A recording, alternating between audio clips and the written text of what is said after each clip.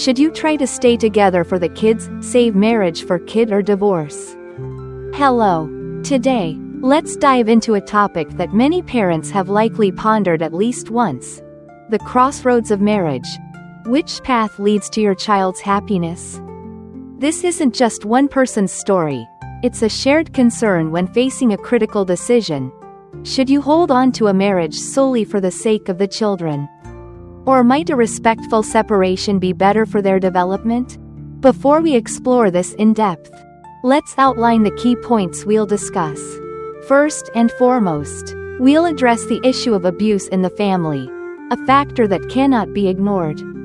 Next, we'll consider whether parents can set aside personal differences to co-parent effectively.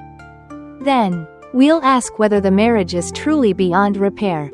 And finally, if divorce is inevitable, how can you ensure the best outcome for your children? Let's get started. Is there a shadow of abuse in your family?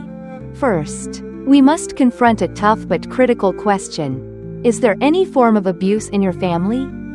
Whether physical, emotional, or sexual, abuse in any form is unacceptable, especially when it affects children. Experts unanimously agree that children should not grow up in such an environment. If your child is enduring abuse from either parent, divorce may not just be an option, it may be a necessary escape. Of course, everyone hopes the offending party can change. In some cases, with proper support, a parent may learn to raise their child better and correct harmful behaviors.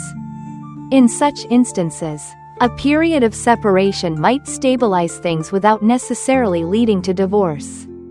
But if the abusive behavior persists or worsens, the other parent has a responsibility to protect the child from further harm. Beyond abuse directed at the child, consider whether your partner is experiencing physical, verbal, emotional, or financial abuse. The images, words, and negative emotions children witness when parents mistreat each other can leave deep psychological scars, just as damaging as direct abuse. If you're in such a situation, don't hesitate. Have an honest conversation with your partner about their unacceptable behavior and assess their willingness to change. If there's no sign of improvement, it may be time to seriously consider separation or divorce. Remember, your safety and your child's safety must always come first. Divorce is a deeply personal decision, and no one can make it for you. But consider what your children are exposed to daily if any form of abuse continues. Children raised in violent environments often replicate dysfunctional behaviors as adults. If you or your child are in danger, don't hesitate to seek intervention from authorities and pursue separation or divorce to ensure everyone's safety. Can parents align for the sake of the kids? Next, an equally important factor is whether both parents can set aside personal emotions and conflicts for the benefit of their children. This is a tall order and not always feasible, but it's worth reflecting on carefully before making a final decision. Imagine if, despite a lack of romantic connection, both spouses can still cooperate positively in raising their children, shielding them from personal disputes. Staying together in such cases may benefit the kids, allowing them to have both parents fully present in their daily lives. Conversely, if the home is constantly tense, with frequent conflicts or mutual criticism in front of the children, a respectful divorce might be better for their psychological development. Is there still a chance to mend the marriage? Before making a final decision, many of us ask ourselves, is this marriage truly beyond saving? Have you sought help from therapists or marriage counselors? Have both of you genuinely tried to apply reliable advice to improve the relationship? Is there a third party involved in the marriage?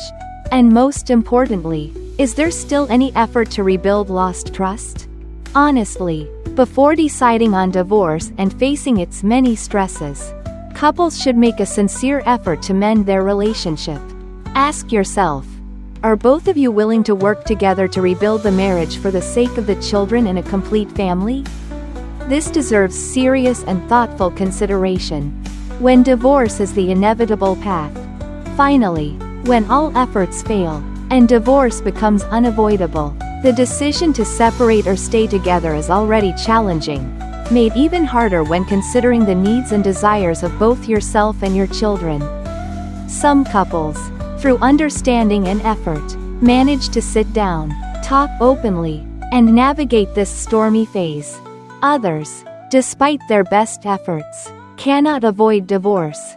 The greatest challenge in divorce is ensuring that both parents work together, prioritizing the child's best interests to co-parent effectively. Commitment, a positive attitude, and cooperation from both sides can make the divorce process smoother and, more importantly, create favorable conditions for supporting the child's growth. Fortunately, there are now many resources, books, support groups, and counselors ready to help parents build a better life with their children post-divorce. So, no matter your situation, hold on to hope for a brighter future for both you and your children.